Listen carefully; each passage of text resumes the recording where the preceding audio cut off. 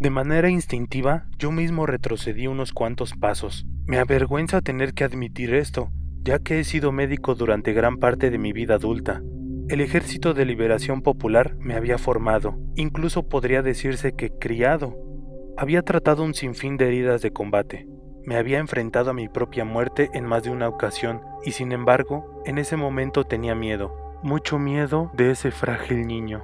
El chico se retorció hacia mí, y el brazo se le desgarró entero. La carne y el músculo se separaron el uno del otro hasta que no quedó nada más que un muñón. Se arrastró por el suelo, impulsándose con la mano derecha, que ahora tenía libre, aunque seguía atada la mano izquierda mutilada. Salí a toda prisa de allí y cerré la puerta tras de mí. Intenté recuperar la compostura, controlar el miedo y la vergüenza. Con la voz quebrada aún, pregunté a los aldeanos cómo se había infectado ese muchacho. Nadie me contestó. Escuché unos golpes en la puerta. El crío estaba dando unos puñetazos muy flojos a esa madera tan fina. Hice todo lo posible por no sobresaltarme ante aquel ruido. Recé para que no se dieran cuenta de que estaba palideciendo y grité, tanto por miedo como frustración, que tenía que saber qué le había ocurrido a ese chico. Una joven dio un paso al frente, tal vez fuera su madre. Se podía ver perfectamente que llevaba días llorando, tenía los ojos resecos y muy enrojecidos. Admitió que todo había sucedido cuando el muchacho y su padre habían ido a pescar de noche, lo cual realmente quería decir que habían ido a bucear en busca de algún tesoro escondido entre las ruinas hundidas del embalse de las Tres Gargantas. Como ahí abajo había más de 100,000 aldeas, pueblos e incluso ciudades abandonadas, siempre cabía la esperanza de poder rescatar algo de valor. En aquellos días era una práctica bastante común, aunque también ilegal.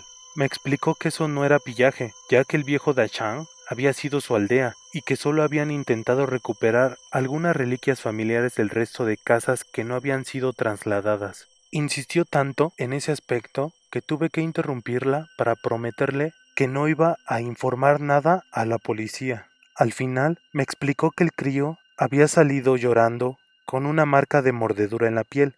El chaval no sabía qué había pasado, puesto que el agua estaba demasiado oscura y turbia. De su padre no se había vuelto a saber nada.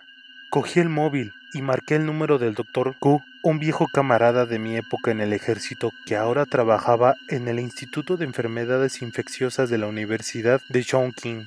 Nos hicimos los cumplidos de rigor y hablábamos sobre nuestros achaques y los nietos, pues eso era lo correcto. Después le hablé sobre el brote y él hizo alguna broma sobre los hábitos higiénicos de esos paletos. Le seguí la corriente, pero insistí en que creía que este incidente podría ser importante. Casi a regañadientes me preguntó cuáles eran los síntomas. Se lo conté todo, lo de las mordeduras, la fiebre, lo del crío, el brazo. De repente se puso tenso y se le borró la sonrisa de la cara. Me pidió que le mostrara al infectado. Regresé al salón municipal y enfoqué con la cámara del móvil a cada uno de los pacientes. Me pidió que me acercara al objetivo, a algunas de las heridas propiamente dichas, y eso hice.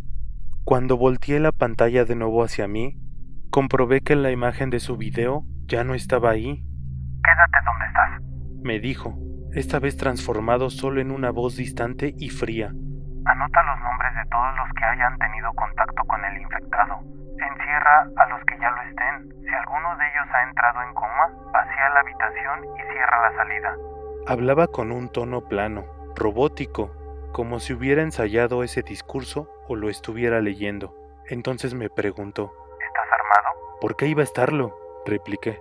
Me contestó que volvería a ponerse en contacto conmigo, adoptando de nuevo un modo serio. Me comentó que tenía que hacer unas cuantas llamadas y que en una hora llegarían los refuerzos. En menos de una hora ya estaban ahí. Se trataba de 50 hombres que vinieron en unos helicópteros Z-8A del ejército. Todos vestían trajes espaciales de protección para poder manipular materiales peligrosos. Me aseguraron que venían de parte del Ministerio de Sanidad, aunque no sé a quién pretendían engañar, ya que con esa actitud de matones, con esa intimidante arrogancia, incluso esos paletos de un pueblo de mala muerte fueron capaces de reconocer a los Womba. Su objetivo principal era el salón municipal. Sacaron a los pacientes de ahí en camillas, con las extremidades esposadas y las bocas amordazadas. A continuación, fueron por el muchacho. Salió sometido en una bolsa para cadáveres. Su madre lloraba, mientras se la llevaban junto con el resto de la aldea para ser examinados.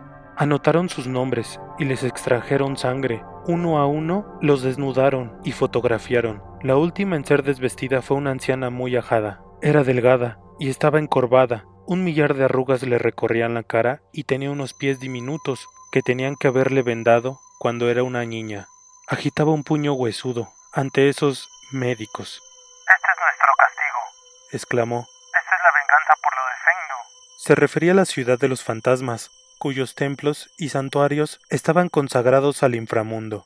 Al igual que la vieja Dachang, había supuesto un desafortunado obstáculo para el siguiente gran salto adelante de China. Primero había sido evacuada, después demolida, y por último inundada por completo. Nunca he sido una persona supersticiosa, y nunca he sido adicto al opio del pueblo. Soy un médico, un científico. Solo creo en aquello que puedo ver y tocar. Siempre había considerado que Fengdu no era más que una trampa barata y hortera para atraer turistas. Si bien las palabras de esa vieja bruja no me afectaron lo más mínimo, claro está, su ira. Había sido testigo de tantas calamidades en los años que llevaba en este mundo. Los señores de la guerra, los japoneses, la demencial pesadilla de la revolución cultural, y sabía que se avecinaba una nueva tormenta, aunque no tuviera la formación necesaria para entenderlo. Mi colega, el doctor Kushi, lo había entendido todo perfectamente. Incluso había arriesgado su pellejo al advertirme, al darme tiempo suficiente para llamar y tal vez alertar a unas cuantas personas más antes de que llegara la gente del Ministerio de Sanidad.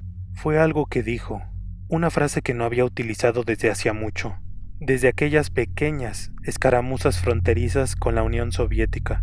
Eso había sido allá por 1969. Por aquel entonces, estábamos en un búnker de barro en nuestra orilla del Ussuri, a menos de 1 kilómetro de río abajo del Chembao. Los rusos se estaban preparando para reconquistar la isla. Mientras su descomunal artillería machacaba a nuestras fuerzas, Gu y yo habíamos estado intentando extraerle la metralleta de la tripa a un soldado que no era mucho más joven que nosotros. El muchacho tenía el intestino grueso completamente destrozado y al aire, y nosotros teníamos las batas manchadas de sangre y excrementos. Cada 6 segundos, una salva de proyectiles aterrizaba cerca y teníamos que agacharnos sobre él para proteger la herida de la tierra que nos caía encima. Y cada vez que hacíamos eso, acabábamos lo bastante cerca de él como para oírle gritar a su madre entre susurros y gemidos. También había otras voces que se alzaban en esa oscuridad, totalmente más allá de la entrada del búnker. Unas voces plagadas de furia y desesperación que supuestamente no deberían haberse oído de nuestro lado del río. Teníamos 2 soldados de infantería apostados en la entrada del búnker. Uno de ellos gritó Snaz, y disparó a la oscuridad. Entonces escuchamos otros disparos, no sabíamos si nuestros o suyos.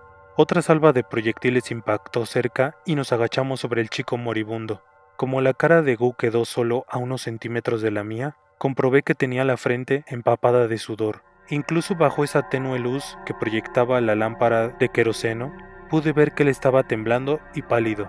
Miró al paciente, luego a la entrada y por último a mí, y dijo de repente: no te preocupes, todo va a estar bien. Eso lo decía un hombre que jamás había dicho nada positivo en la vida. Gu siempre estaba preocupado, era un gruñón neurótico. Si tenía dolor de cabeza, era un tumor cerebral. Si daba la sensación de que iba a llover, la cosecha de este año iba a estropearse. Esa era su manera de controlar la situación, su estrategia vital para salir siempre adelante. Ahora, cuando parecía que la realidad era más terrible que cualquiera de sus predicciones más pesimistas, no le había quedado más remedio que darle vuelta a la tortilla y cambiar totalmente de actitud. No te preocupes, todo va a ir bien. Por primera vez, todo acabó sucediendo tal y como él había predicho. Los rusos nunca llegaron a cruzar el río e incluso logramos salvar al paciente. Durante muchos años le eché en cara a modo de broma lo mucho que había costado arrancarle un pequeño rayo de esperanza, pero él siempre respondía que se necesitaría algo mucho más jodido para que volviera a hacerlo. Ahora que éramos unos ancianos, algo mucho peor estaba a punto de ocurrir. Lo supe justo después de que me hubiera preguntado si iba armado. No, había respondido yo. ¿Por qué iba a estarlo? Entonces reinó un breve silencio. Seguramente había más gente escuchando. No te preocupes, Contestó. todo va a ir bien. Fue entonces cuando me di cuenta de que no se trataba de un brote aislado. Colgué y llamé rápidamente a mi hija en Guangzhou. Su marido trabajaba para China Telecom y pasaba una semana al mes, cuando menos, en el extranjero. Le dije que sería una buena idea que lo acompañara la próxima vez que se marchara, y que debería llevarse con ella a mi nieta, para estar fuera del país el máximo tiempo posible. No tuve tiempo de explicarle más, ya que me quedé sin cobertura en cuanto apareció el primer helicóptero. Lo último que logré decirle fue: no te preocupes, todo va a ir bien. El Ministerio de Seguridad del Estado arrestó y encarceló a Wang Jinshu sin que se presentaran cargos formales. Para cuando escapó, el brote se había extendido más allá de las fronteras